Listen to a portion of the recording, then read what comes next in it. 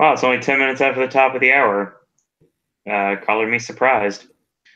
So I'm your moderator once again for another edition of the Monday Night Raw Popcast, exclusively here on the Popcast Network.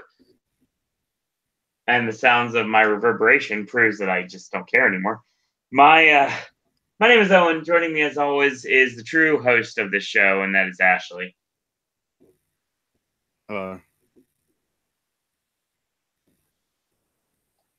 Ashley is going to be on camera tonight, so something must have happened.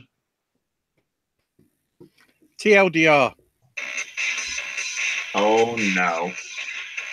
TLDR. Brought to you by the letter.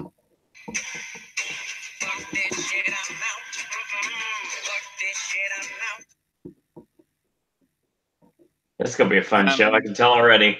And the number. I love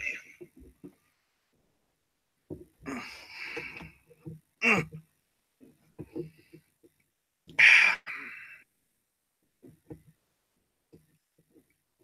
Tonight, I can't even be angry because I am that fucking livid. I don't want to raise my voice. I literally did it sort of reacting on Twitch and I nearly lost the voice. So I'm trying to save it. I choked so hard, I nearly had no voice to even talk.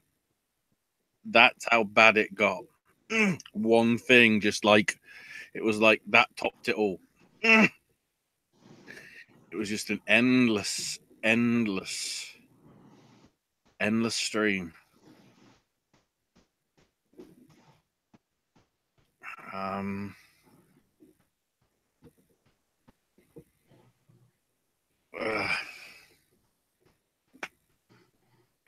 Where to begin? The answer, never. True answer, sadly, at the beginning. But we open with, I can't remember whether Kurt made his way out or whether he was already in the ring.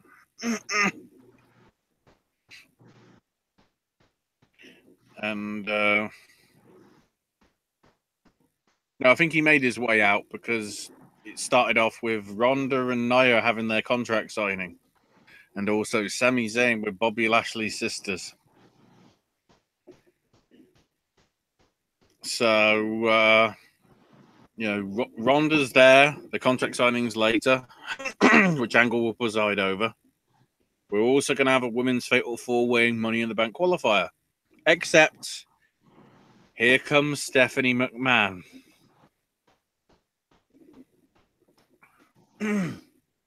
Which is already strike one. And she says, look, we've talked over many times and, it's all water under the bridge. There's no hard feelings for what happened at Mania. I'm a leader and a business person. And I'll always do what's best for business. After tonight, I bet NBC are going, why the fuck are we paying 3 times the money for this shit?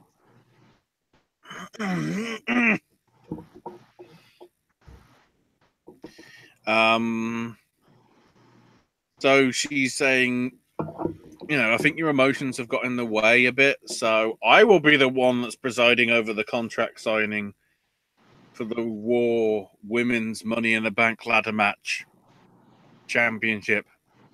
And it was like, even Stephanie's botching. This is a sign, everybody. The apocalypse has come.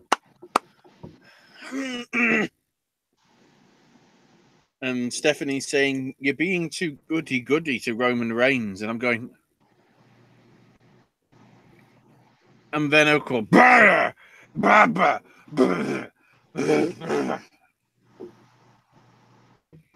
And Roman's like, got something to say? Say it to my face. And Stephanie doesn't understand the aggression. He's letting his Samoan temper get the best of him. If he keeps doing that, he'll have to get another line of work.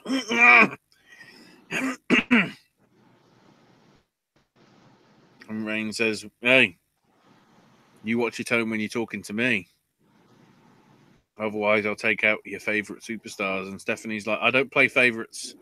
I do what's best for business. I'm a leader that manages multiple revenue streams. Favorites are beneath her. It's just the revenue streams. And so Reigns like, oh, okay. How about Brock? And then, it's like Roman's like, you don't want me anywhere near the title or Money in the Bank. And Stephanie, no, the truth is, you lost your qualifying match. Take it up with Jinder. And of course, Reigns is like, I already did. Yeah, cardboard fucking wall. Then Kevin Owens shows up. And Owen says, I actually like you because I feel in debt to you. After you injured Jinder, I replaced him and I'm in the Money in the Bank match. And, I actually really like you, Roman. And he wants the crowd to chant, thank you, Roman. And Owens is like, I tried to make him chant it, Roman, sorry. But, as much as I like you, Roman, Stephanie doesn't play favorites. I've got well-documented issues with Stephanie's brother Shane and her father Vince. That didn't stop her from putting me as the cornerstone of the roster.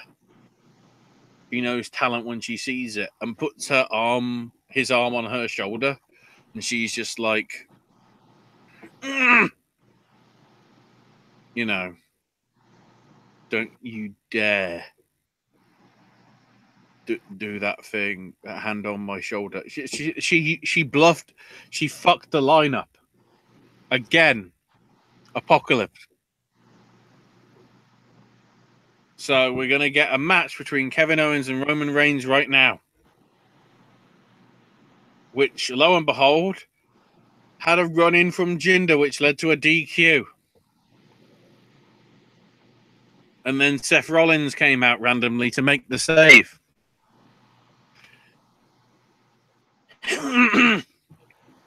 Guess what, Teddy?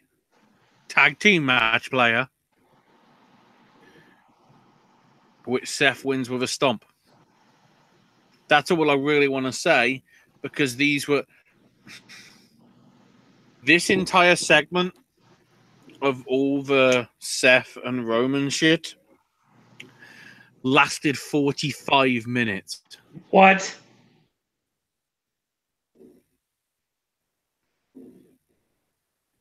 Well, because you had the opening promo, then the Kevin Roman match, and the aftermath, and then the tag match with its aftermath, because Seth and Reigns get attacked by Mahal with a chair.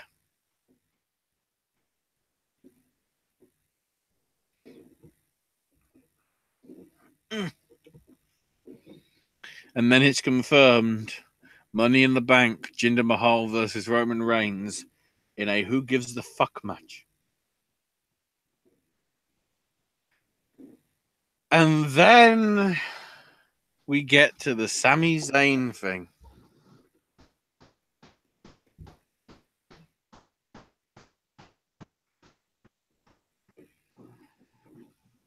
So Zayn brings out Francis, Kathy, and Jessica. Cue 3 men dressed in stereotypical women's clothing, a la sort of Pat Patterson and Gerald Briscoe circa 2000, as Lashley's sisters. Hell, one even has a mustache. The trans community must be really fucking loving this.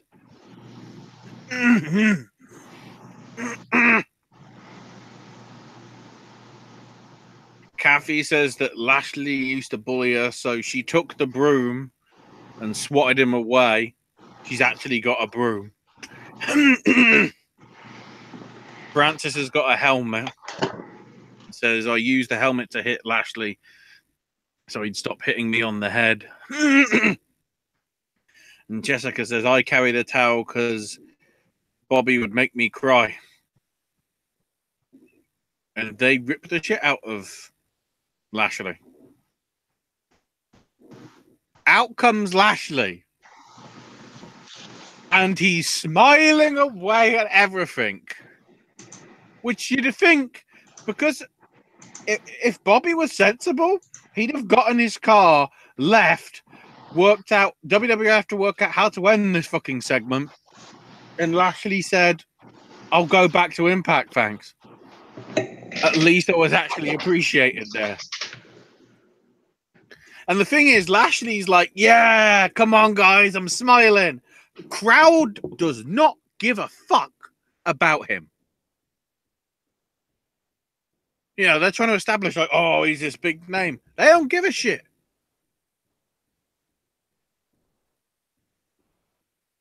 And then, you know, Lashley addresses his sisters, you know, picks up, says that Francis has got what every woman wants, a big hairy mustache. And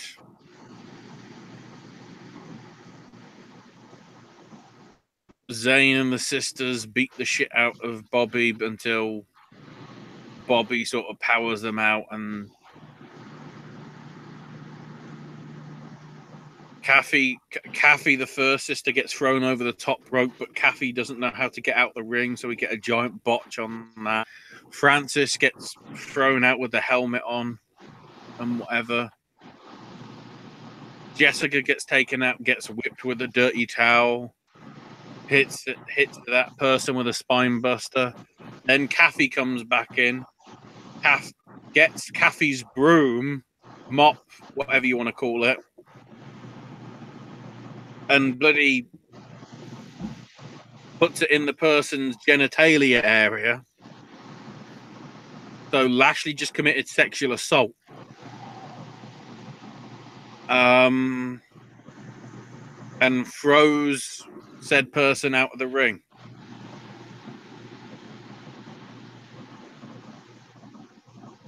It's only been, what, 5-6 weeks since WrestleMania, Owen? God, really? Time has flown by. Bobby Lashley's career is fucking dead. What are they? Well, first off, they took away his finish. No. Aside from that, the way 2 weeks ago, that whole thing with him talking about his sisters, fucking dead.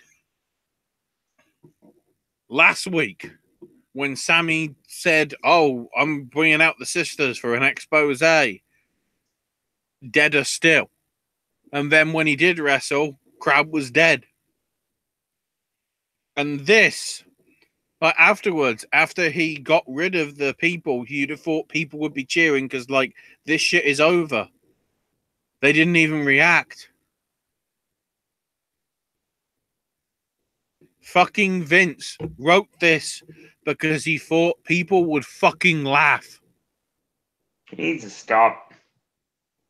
Stop thinking that everything he thinks is funny is actually funny. That's his biggest problem. Vince, I don't seriously mean this, but go and fucking die, you cunt. Oh boy. It's that bad of a situation, though, Owen. I could see that. You know. It wasn't... This even made the whole shit with bloody... This made all the shit, like, with even... As I saw one person tweet earlier today, or earlier tonight, I should say. Right. This now means that the Bailey This Is Your Life segment is no longer the worst thing WWE has done this decade. Wow. This is the quality that we're talking about, Owen. Makes me not extremely upset that I missed the show. What were you doing tonight to mean that you didn't have to see this? Working? I was at Hollywood Studios with John Paul and Paul. My God. I wish I was you. I wish I was you.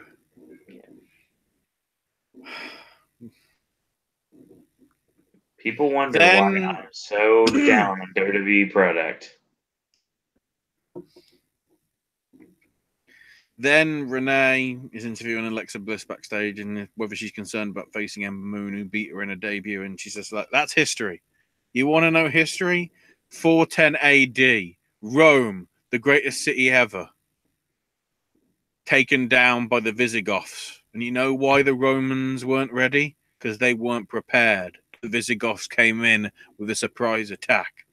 Tonight, I'm prepared. And tonight, there will be no fall of the Roman Empire. And I'm going, right, so we've established that Alexa Bliss is fucking Roman Reigns then, because the amount of time she mentioned the Romans. Why is this promo relevant to Alexa Bliss?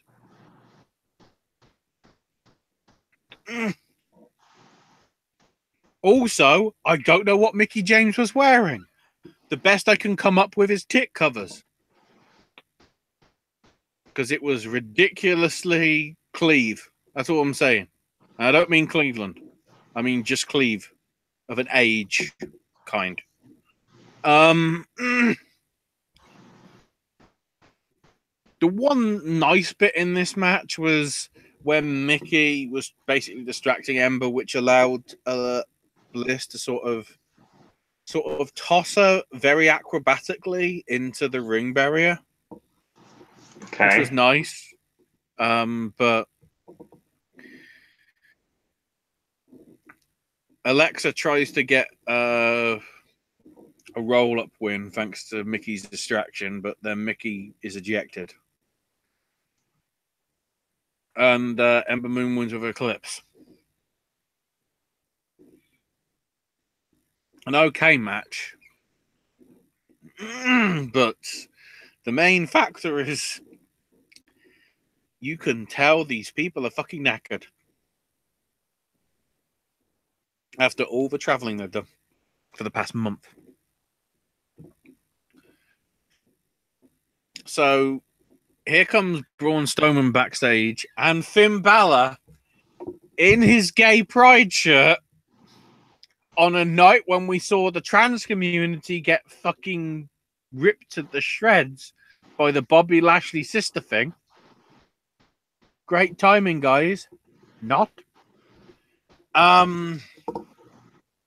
With Stephanie backstage, and you know they want a rematch with. They want a rematch with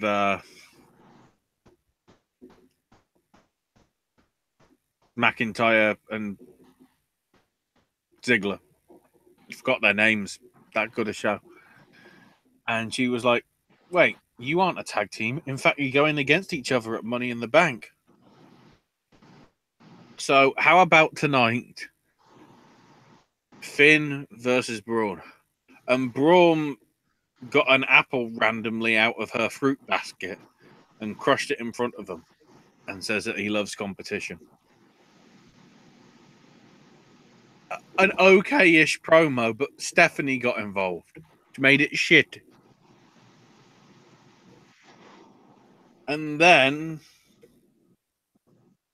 fuck off Jose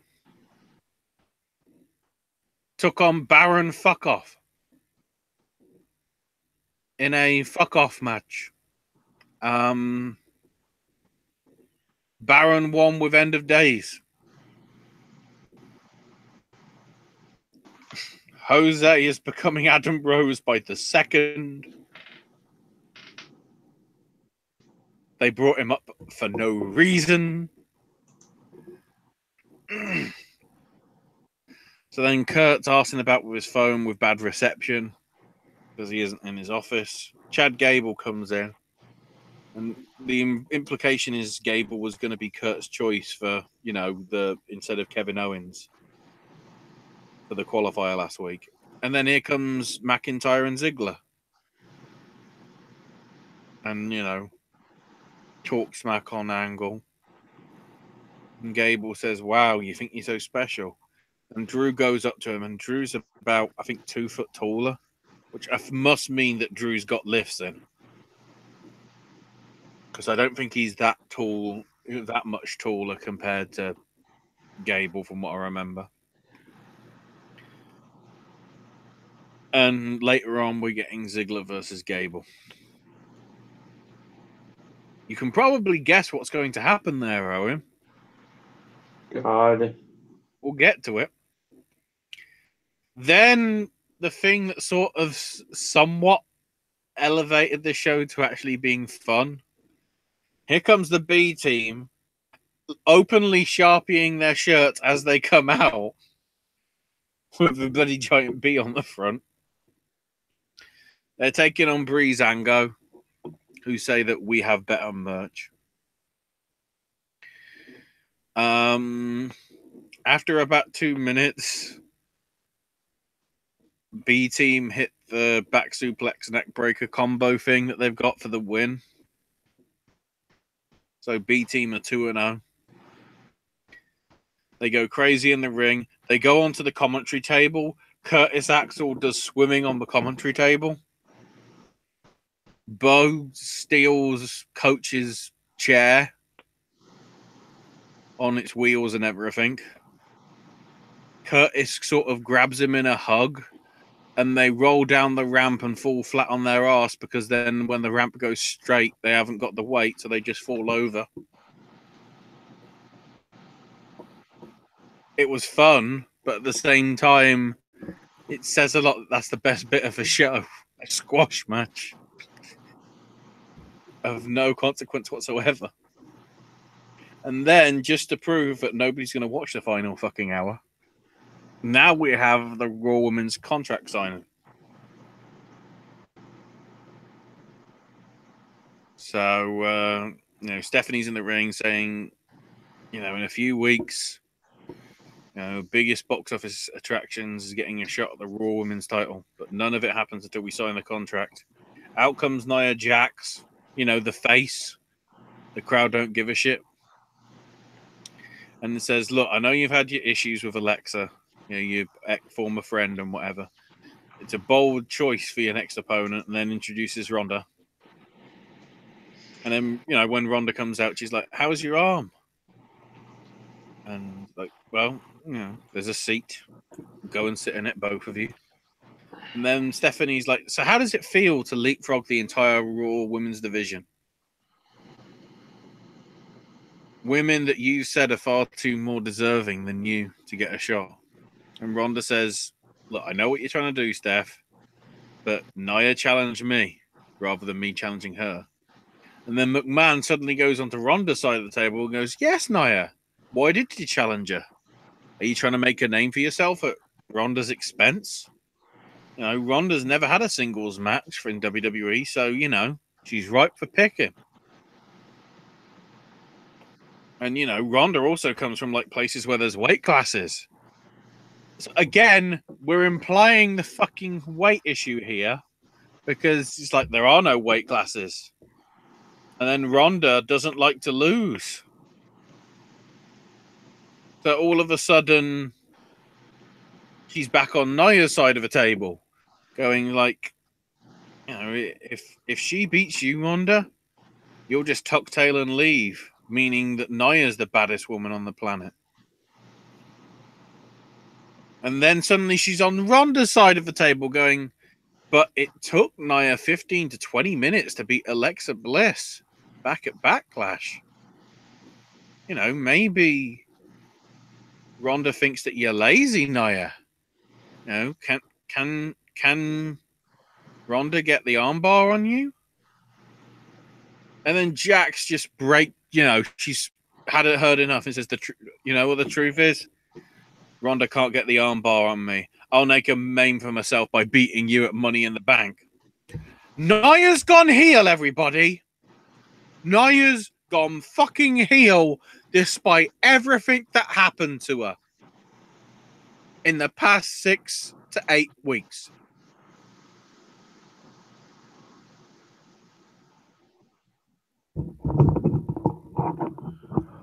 What the fuck?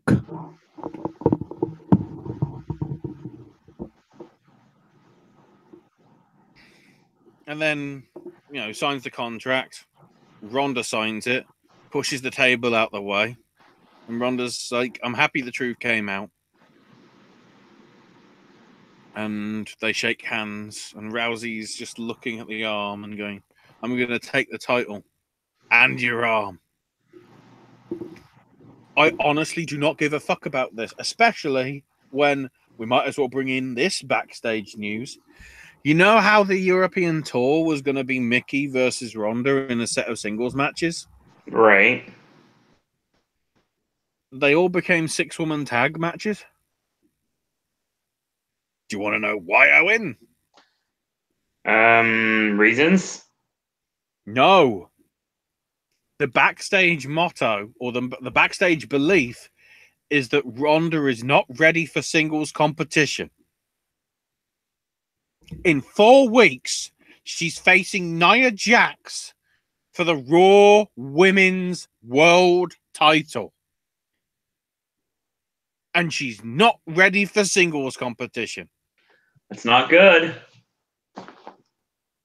Who booked this shit? Well, here's the issue, though. Wouldn't you want to put her in with a veteran like Mickie James so she could at least get carried? And get experience off a veteran wrestler. Exactly. Rather than... Because if Ronda gets injured by Nia... Oh, boy. If we're going on the reputation of her injuring Alexa, even to a minor degree...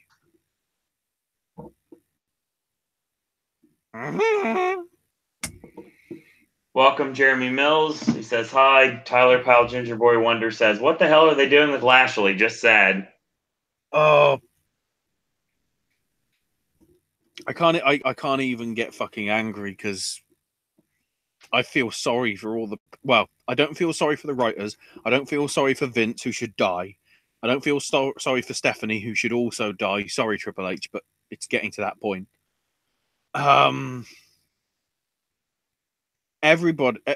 Everybody apart from the writers, Vince and Stephanie, is better than this. Tyler Powell says, I'd rather watch Titus fall on his face over and over again than Bobby Lashley segment. Yes.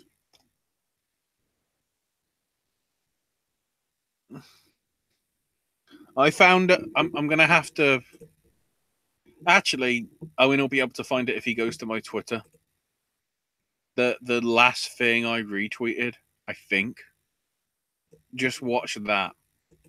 It's from the OTT wrestling show a few weeks back with Keith Lee and Shane Strickland versus Jordan Devlin and I can't remember the other guy.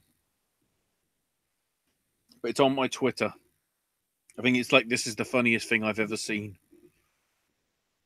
I don't even care if you play the audio because that's what I prefer to watch it on loop. When Owen laughs, I'll probably get the idea of the reaction.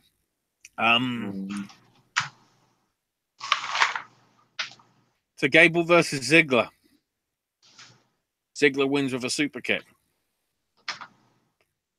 And then McIntyre gets in, grabs Gable and hits him with a Claymore. And Jason Jordan is nowhere to be fucking seen. Why? Jordan is nowhere to be fucking seen. Uh-oh.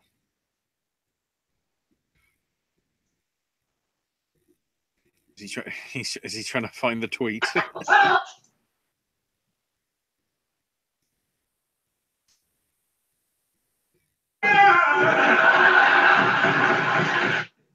That's why. That's why Keith Lee is going to NXT, everybody.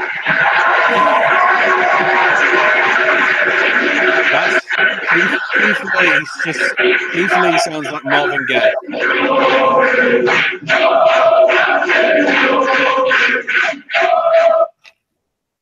Keith Lee sounds like Marvin Gaye. That was funny. Yeah.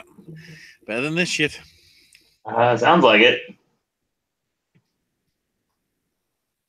So then we get Dana Brooke, Liv Morgan, Natalia, and Sarah Logan in a four-way qualifier.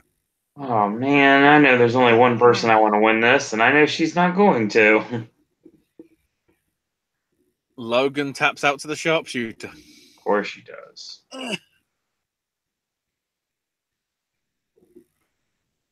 And then Charlie interviews Natty, asking if her experience is her biggest asset, and Natalia goes, yes, but I've also got Ronda Rousey as my training partner.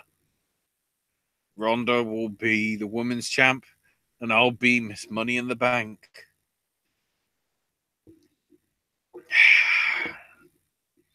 Who wrote this shit? Who wrote it? And then here comes Elias.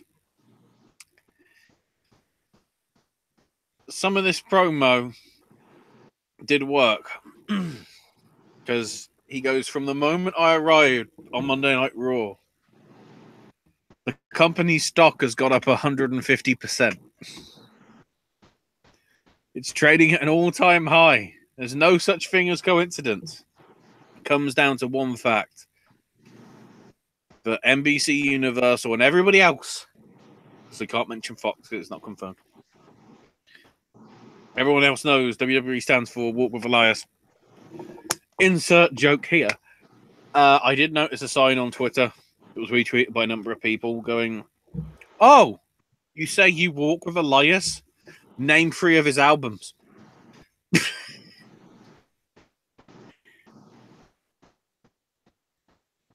So when it was like, when I say I love Elias, you say yes I do, and the crowd sort of get into it, but they don't mic the crowd up in any way so you can properly hear it. And then Elias is like, you know, I don't feel the same way about any of you. You know, last week I was at Stonehenge, I was at the Eiffel Tower.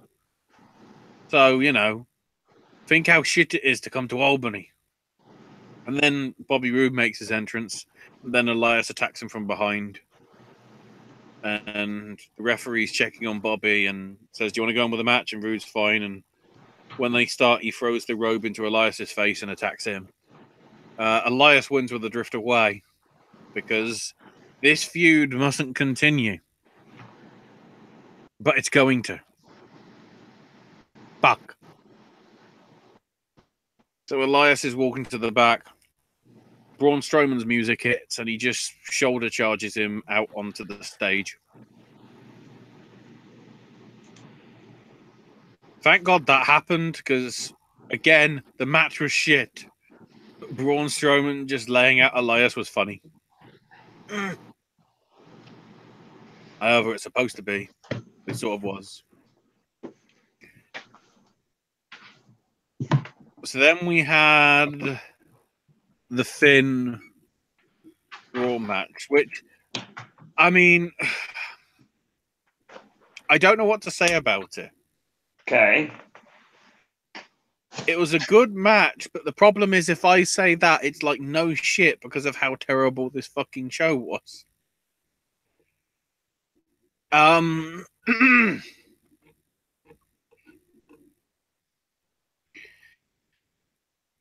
The idea was that Balor did get somewhat of a comeback, which went basically.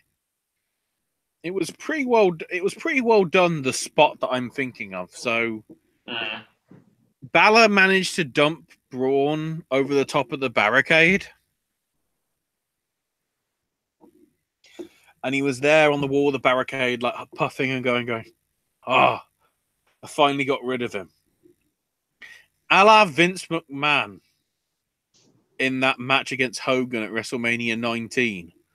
All of a sudden, just crawling up comes Braun right behind him with like a face of fire, like, and then it grabs him from behind, you know, trying to get him in a headlock sort of thing. Finn gets out of it with like the Pele kick and whatever. Hits the coup de grace on him as well outside off the barrier. Strowman just about gets in the ring in time, I think, at the 9 count. Not like at the 9.999 Japanese style, actually at the 9 count. Went for the coup de grace, missed it. Went for the sling blade, but got shoulder charged. Got given a running power slam, I think, as Finn was going for another running move or whatever. He pulled his straps down. Gave him a second running power slam. 1, 2, 3, Braun wins.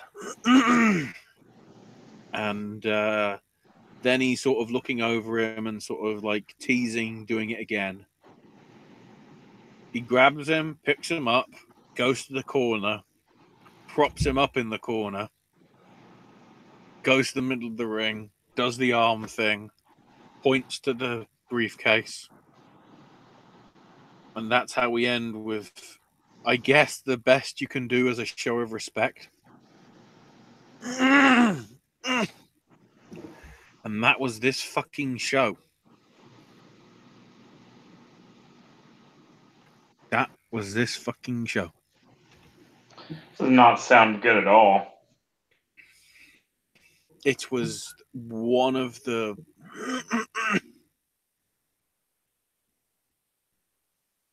worst Raws I have ever seen.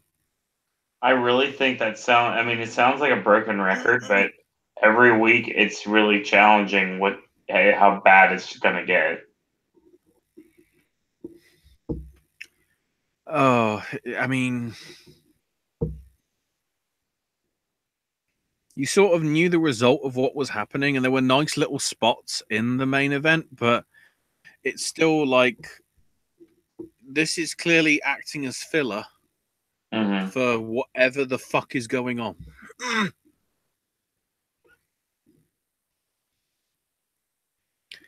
Just.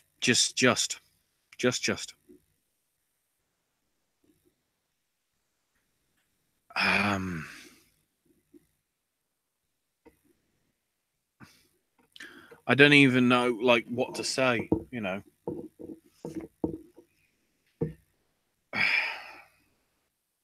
I can't wait for the stock exchange to open tomorrow. Because after the quality of this show, those stocks had better go fucking down. Badly.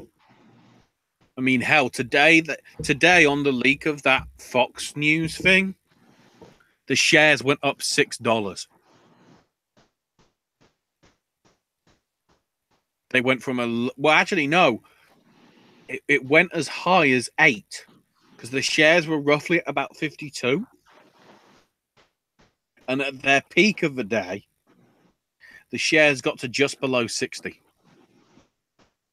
And then it leveled out roughly at about 58.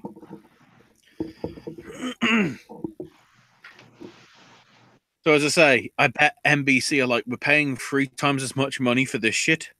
And Fox are going,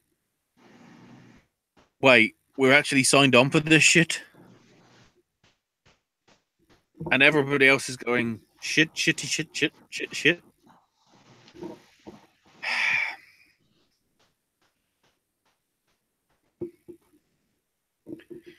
I can't even remember how many fucking writers this show's supposed to have. Because at the minute, it's just like fucking terrible.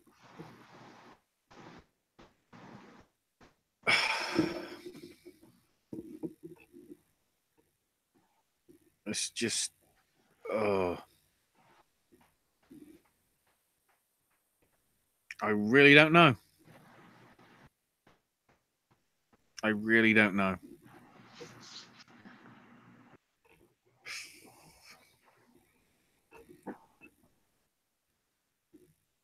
The great thing is, Elias said in one of his song bits, you know, everybody wants to hang with me, and I'm going, yeah, I'll get the noose. The better option than this shit.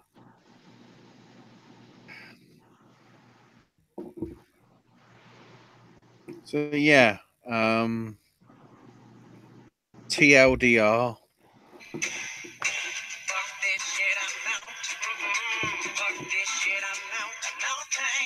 just going to let it play because it sums up it more.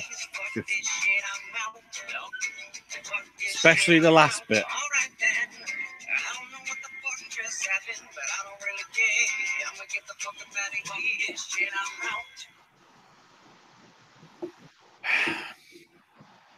That's terrible.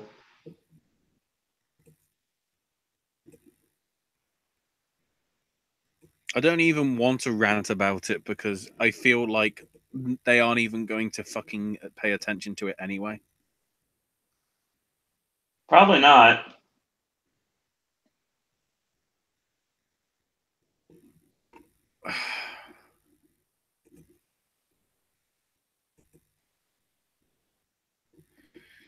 What I will say though, I actually saw the trailer to Moro's Bipolar Rock and Roller documentary.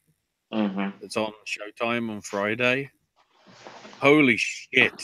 I didn't realize that's how bad Moro was at times. Yeah, it can get pretty bad. When he gets in his troughs, he's in his troughs. And you can sort of tell from the reactions. I think his high was NXT because of the way he was reacting to everything.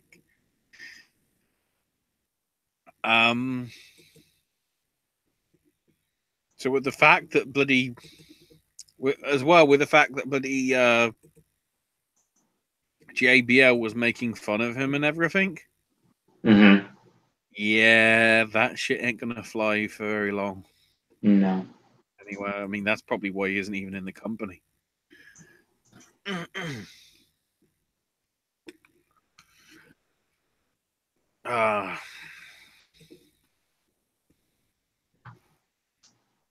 In other why the shit did this happen?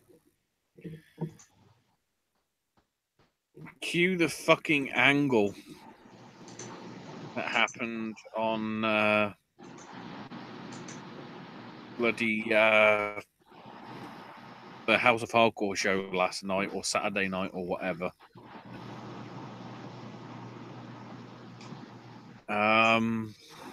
Let's see if I can get the full details of it. From what I remember, I think it was OVE versus Eddie Edwards and Tommy Dreamer. Correct. And the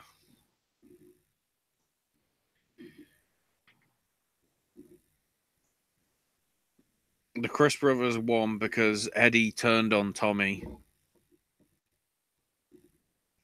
and skewered him basically in the eye with a Singapore cane.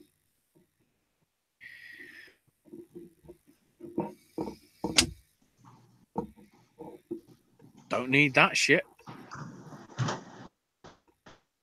I mean, I literally just saw the promo of Ali and sort of getting controlled by Rosemary. And it made me realize, oh, wait, the Courtney Rush versus Cherry Bomb feud was actually really good. Which is why they probably connect so well in terms of this storyline. And then I realized, wait, Impact is a better storyline than all of WWE right now. And that scared me.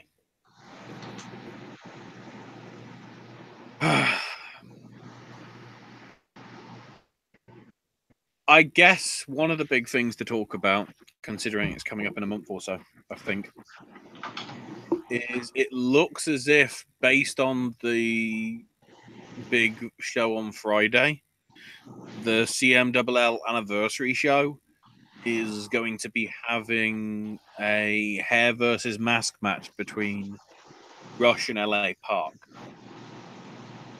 As in, yeah, the original La Parker that had to change his names because he didn't have the trademarks and everything. So there's the possibility that the original La Parker might be unmasking. So that's probably going to get enough of a big thing. I mean, the other stuff, they made out that Cass is injured because of Daniel Bryan and whatever. maybe. I'm partially thinking that they're punishing Cass for doing what he did with the midget. You know, for going OTT with him. Huh, pun intended, I guess.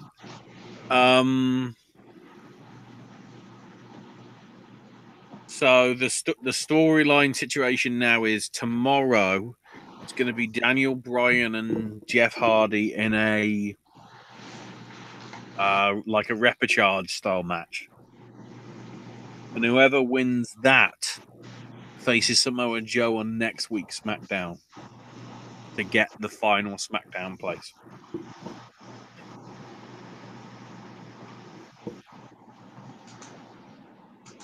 I mean, that's all I want to say, really, because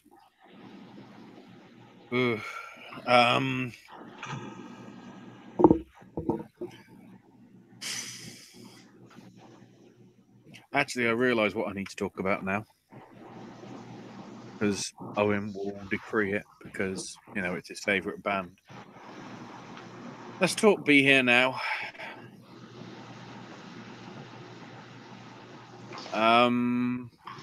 Some interesting stuff happening on the show, admittedly.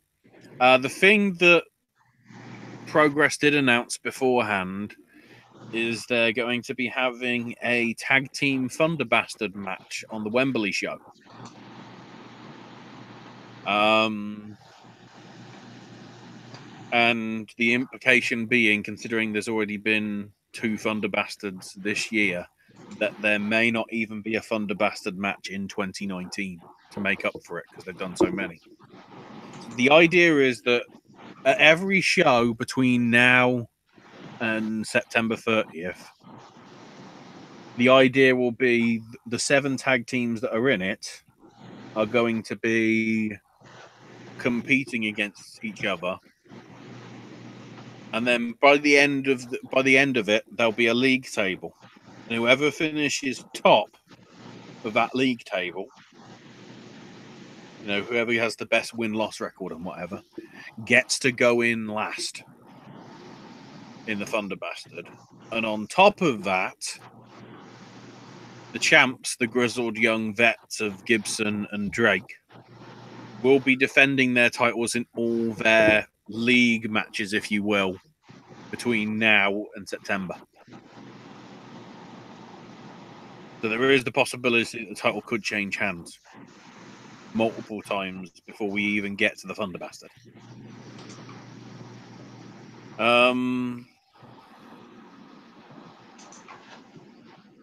So that basically the grizzled young vets are not happy that they're not even booked on the show, which I'd have thought, wait, that means you get a show off. You don't need to wrestle and defend your titles. Surely that's what you want? Anyway, Aussie Open beat Eminem of Maverick Mayhew and Connor Mills. So Aussie Open are off the mark. Zack Sabre Jr. beat Mandrews by submission as part of the first of the opponents that Eddie Dennis picked for Mandrews.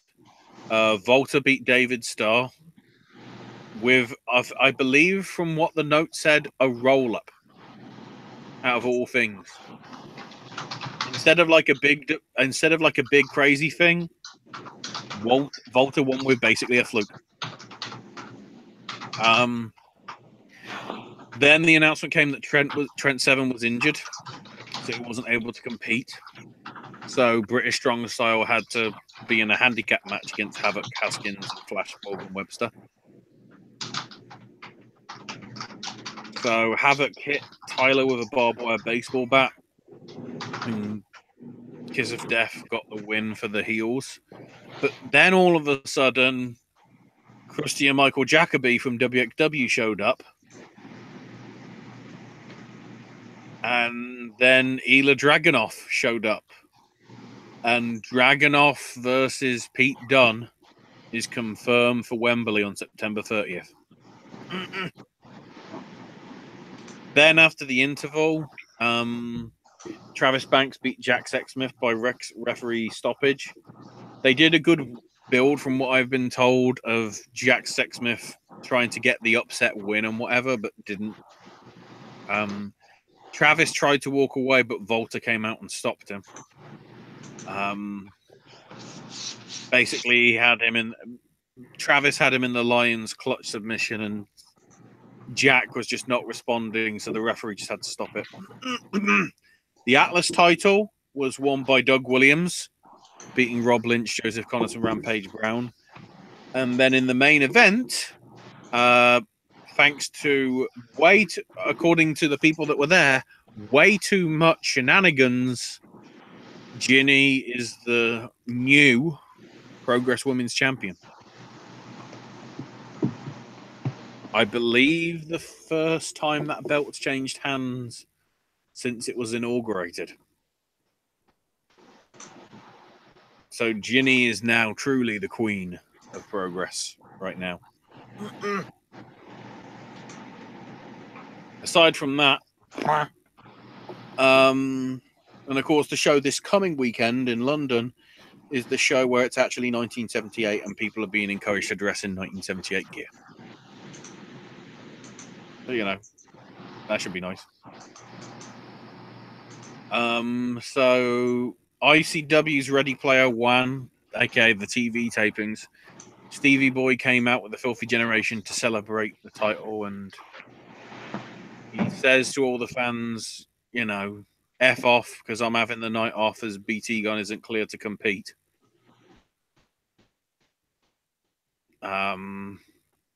Which brings out Mikey Whiplash, despite the bloody God knows what happened to him. You know, he looked nearly dead after their last match. And, you know, if you saw the promo that was on ICW's page, he's like literally in a bloodbath. And he's saying, the fans wanted more violence. Are you happy now? As if to say, yeah, I think you sort of realize that you've asked them to go too far now. And Whiplash goes, I'm not medically clear because of what happened. I don't give a shit. Aspen Faith beat Wolfgang. Thanks to some Lewis Gervin distractions. Viper and Sami Zayn went to a no contest. I don't know what happened. Lionheart won a poll and will be facing, what is it, Jack Justice? Yeah, the Jeff Jarrett Justice. Yeah, at Shug's house party. Bram and Yestin Reese beat the Govern team of Ravy Davey and Xander Maguire. Then Kenny Williams is in the mic and Aaron Echo comes in only for Kenny to hit him with it. And Kenny says, I didn't sell out, I brought in. Huh? DCT beat Chris Renfrew to number one contenders match. Mark Coffey beat Matt Cross to retain the Zero G title. But then afterwards called out his brother Joe, who appears and says, I'm looking for another crown. I want the title at night 2 of Shug's house party. And then reveals that he's joined Rudo Sports Entertainment, which is basically Red Lightning's heel group thing. So despite leaving, he's joined them again because they didn't come up with any good writing. Kenny Williams beat Andy Wild, and afterwards Kenny attacked him further with a chair. Aaron Echo made the save, only for Bram and Yestin Reese to beat the shit out of him. And then the match between the champions, the Kinky Party, and the challengers, the Marauders of Bird and Boar, for the tag titles went to a no contest because, again, Bram and Yestin Reese interfered and destroyed them all. Then Joe Hendry called out Kieran Kelly, who got tagged by Dave Conrad. Then Chris Renfrew showed up. And then Stevie Boy comes out and says, hey, there's a number one contender. Get out here. Kaylee Ray attacks Coach Tripp, which is DCT's corner man. And Stevie Boy retains. And afterwards, DCT is fed up saying how Stevie Boy always has got the numbers on him and says, okay, I want a one-on-one match for that title. Nobody with me, nobody with you. And Stevie says, okay. But if I win, DCT not only must leave ICW, but leave Scotland.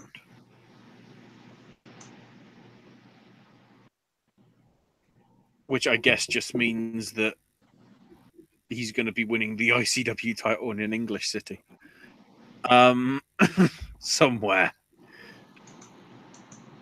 Which, come to think of it, I think Shug's house party might be, I don't know, that might be Glasgow, come to think of it.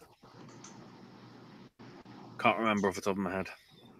So that happened. The other thing to note as well, the Starworks warehouse, the venue for Fight Club Pro shows, had a major fire this past week. So much so that it's now out of action for wrestling. So the show is now scheduled for somewhere else in Wolverhampton. Can't remember exactly where off the top of my head. But it certainly isn't happening in the warehouse. So arguably some major shit going on down there. And then the PCW show, the heavyweight title changed hands with Lionheart beating the champ Tyson T-Bone and also Shay Samuels. Or Shaw Samuels, sorry. And a triple threat. I guess that's the big thing sort of to mention there. Then, I guess we might as well talk about this thing that's known as Best of the Super Juniors. Have you managed to catch any of the little bits on the first 2 nights? I'm too busy. Nah, that's no problem. It's been pretty good so far. I haven't even got the notes there. I'll have to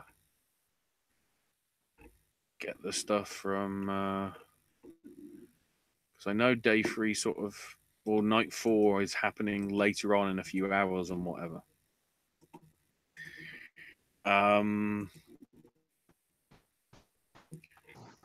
what I remember from the first 2 nights, there was quite a bit of love for night 2, because that's the one that I've got up. Osprey and ACH was very much that's night 3 stuff. Osprey ACH was pretty damn good. Ishimori Bushi was solid as well, although it did seem a little odd, botchy a little in places. Flip and Kanemaru weren't given enough time. And Tiger Mask sort of obliterated Yo in a sort of, wait, you just buried him sort of deal. So with the Block B stuff, they opened Block B with Dragon Lee versus Show. I think they chose the wrong match to open the block, because Dragon Lee and Show was that good. It should have been main event. It's just really well done.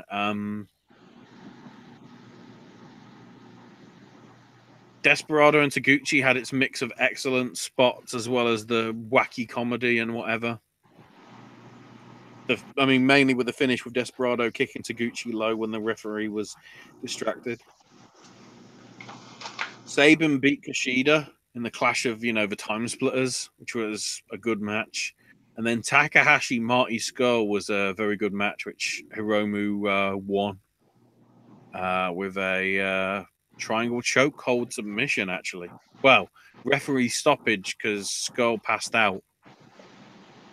And the referee went, no, that's enough. That's enough. And then the first night, Tiger Mask Kanemaru was okay. ACH Flip Gordon was very good.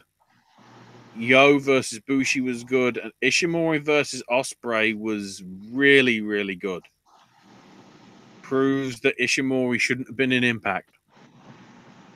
And shouldn't have been in Noah. He should have just been in New Japan. Because he fits the He fits like a glove.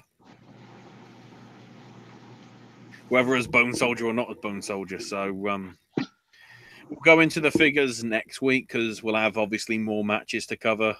Because there's only been like 1 or 2 matches depending on which group it is and everything.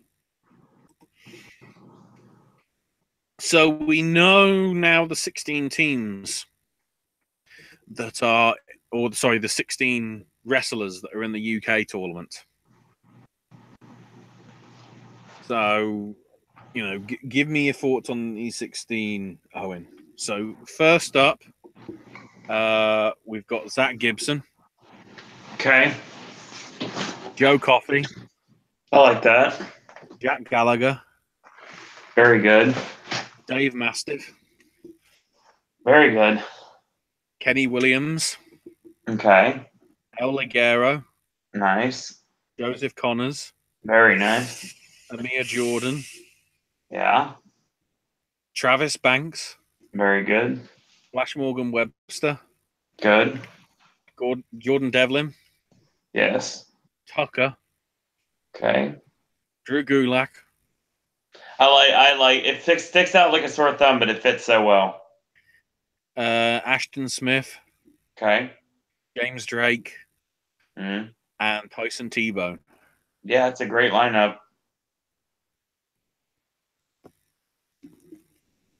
All of which have signed WWE UK deals. Which is interesting when you look at that list and notice, hold on a second, Zach Gibson was on World of Sport, I think. Joe Coffey was on World of Sport. Dave Mastiff was on World of Sport. El Ligero was on World of Sport. So you can tell that they aren't going to be on the new set of tapings. No news on when they're showing up yet, either, with that. Although word is it's much more of like a wrestling show rather than the weird crap that they did for the one-off special. From Evolve, this past weekend, AR Fox beat Zachary Wentz, Josh Briggs over Tommy Maserati. Tracy Williams beat Dom Guarini. Matt Nix, Chris Castro, and Azois Velasquez beat Jay Spade, Buku Dao, and Johnny Flex in a Freelance versus Wildcat showcase. Anthony Henry beat Stevie Fierce. Austin Theory retained the WWN title over DJZ. Dickinson and Yaka beat The End in an Anything Goes match to retain the title. Which says a lot that it was a 3-on-2 thing and the 3 still lost. Because, of course. Darby Allin beat Myron Reed, Snoop Strikes, and Trey Miguel in a 4-way. Keith Lee beat James Drake. And Matt Riddle beat Shane Strickland by DQ in a non-title match.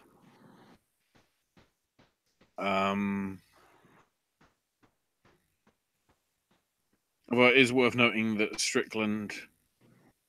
Matt Riddle won by DQ, I should say, because Strickland put the key lock with Riddle in the ropes. And Strickland, who was upset that it wasn't a championship match where there would be no note breaks, wrenched on the hold tighter to force the referee to call it off. So it looks like the storyline from the MLW stuff that they had between the two of them is sort of spreading its way into Evolve and whatever. And then on 105, the following night, Orlando Christopher and Nate Madsen beat The End by DQ. So basically, they just destroyed him. Sort of angry to what happened last time. Tracy Williams then beat Odinson. So that happened. AR Fox beat Myron Reed. Brian Idol, the former old Cooter, issued a challenge to Fred Yehi for the FIP show that's happening this weekend in Ybor City. Josh Briggs won a fray match. DJ Z over Zachary Wentz.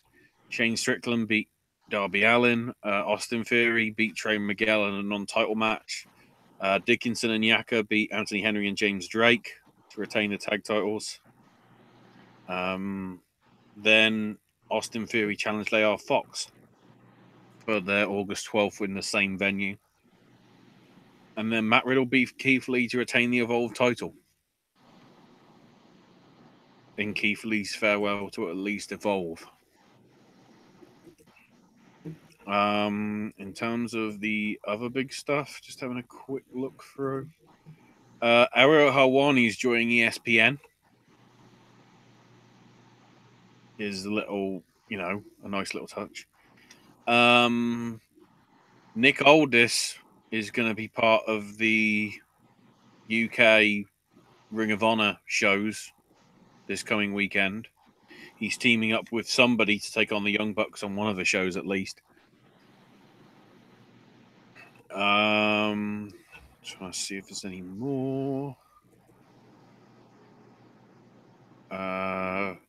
Tomorrow night SmackDown is going to have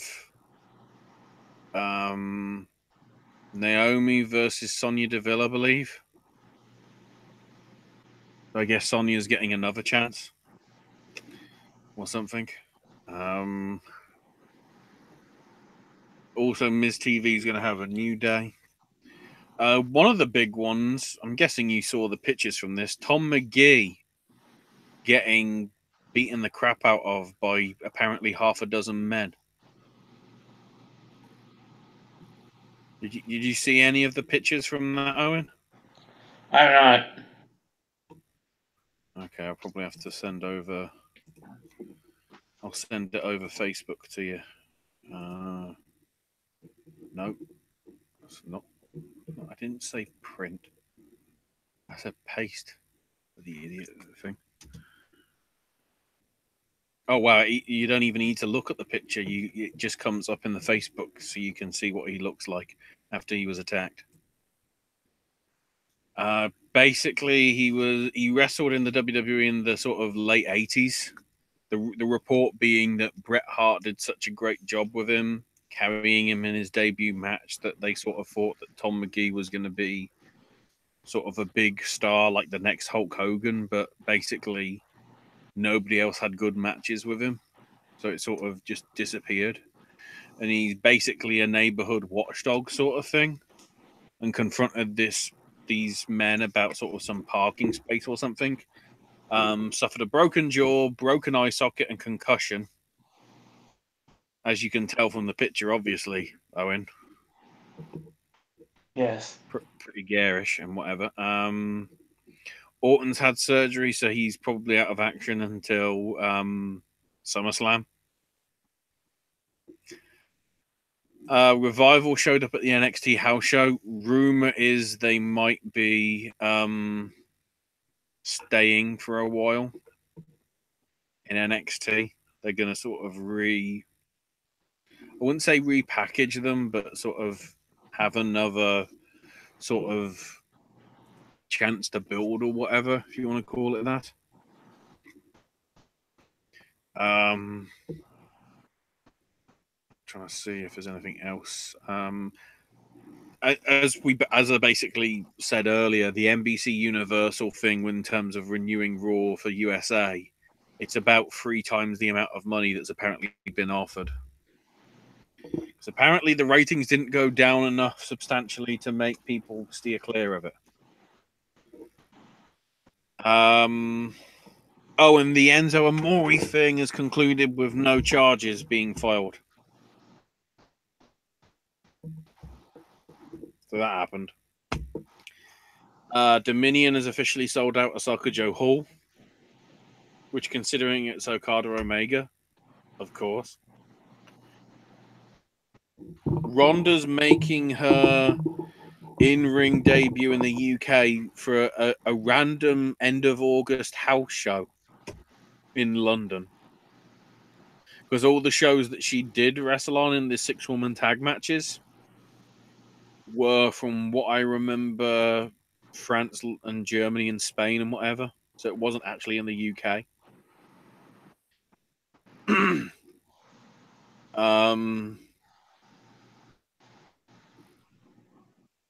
And come to think of it, I think that's somewhat all the major stuff in terms of things that have gone down. I should probably look through, see if there's any notes as to what happened in the news today. The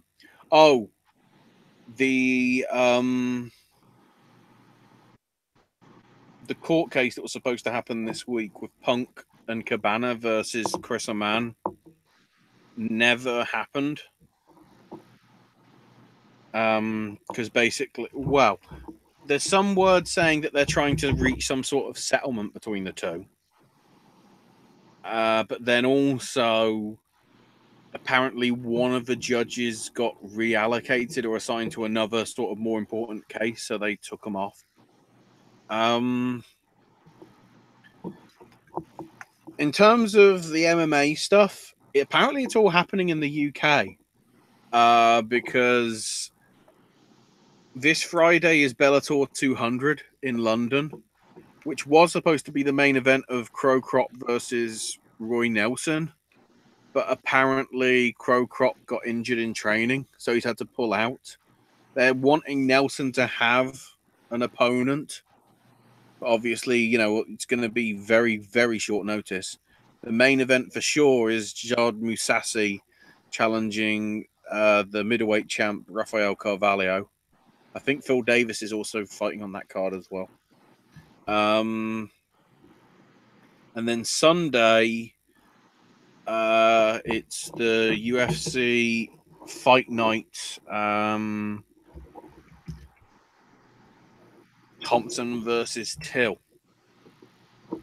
Darren Till versus Stephen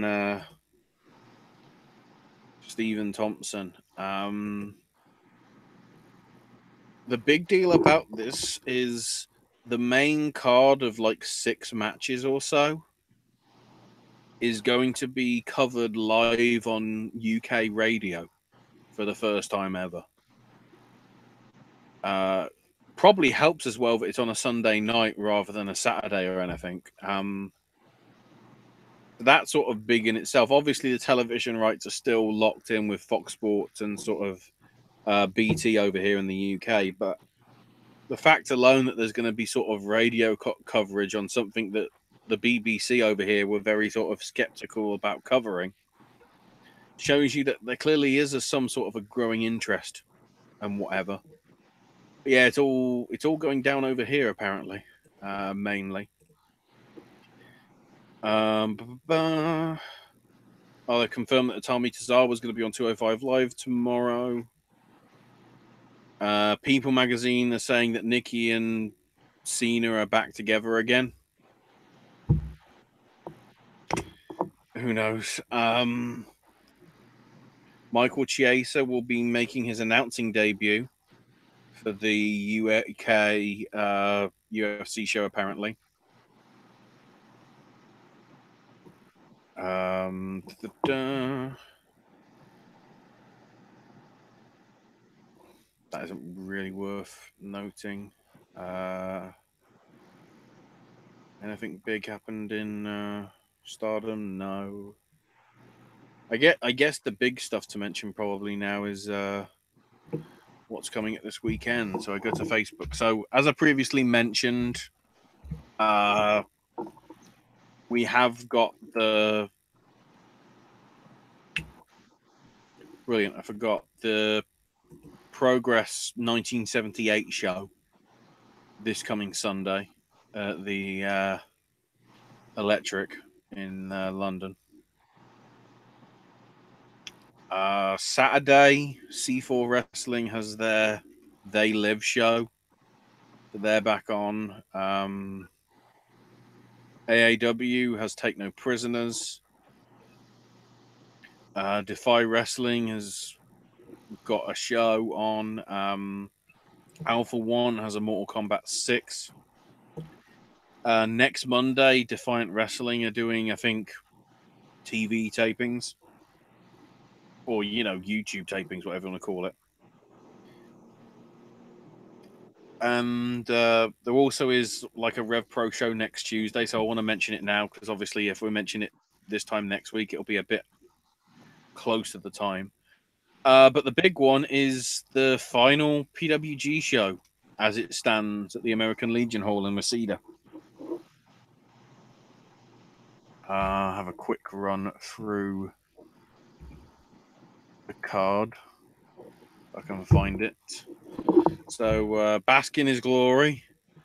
Will feature Tyler Bateman versus Trevor Lee, Jake Atlas versus Ray Horse, Jonah Rock taking on Timothy Thatcher, Matt Riddle versus David Starrs, Bandido taking on Robbie Eagles, Adam Brooks versus Keith Lee, and Volta defending the PWG World title against Sammy Guevara.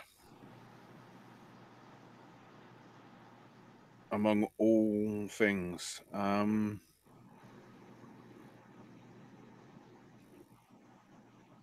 So yeah, I think that's where we stand for everything major that's happening this weekend in terms of wrestling.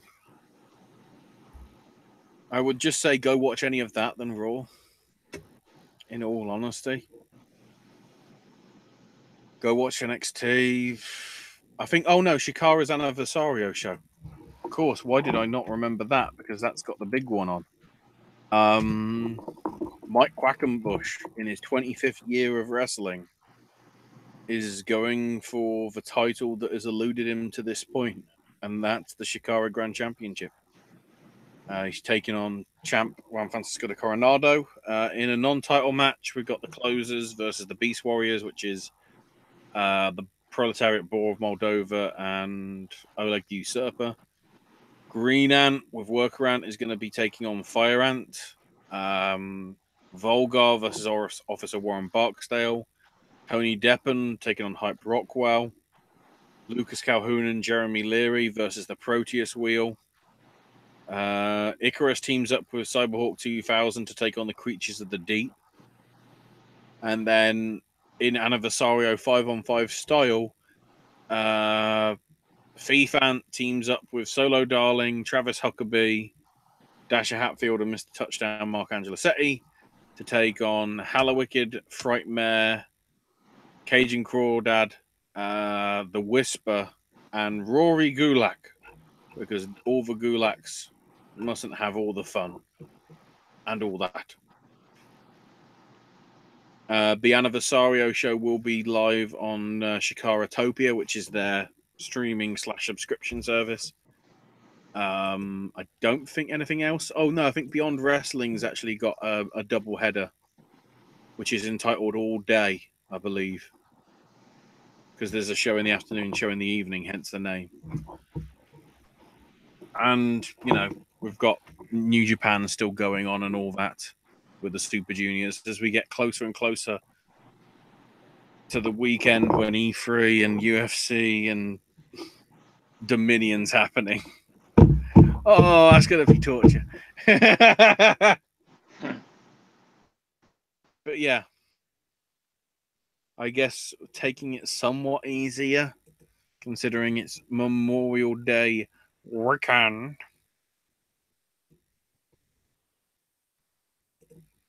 Then again, I can't wait till we get in a couple of weeks on just everybody's having a bloody show. Just be like, oh shit. Can we have a break, please? So yeah, I think that'll do it. All right. I just feel knackered from not just from being up for so long, but just that Raw just sucked all the life out of anything ever.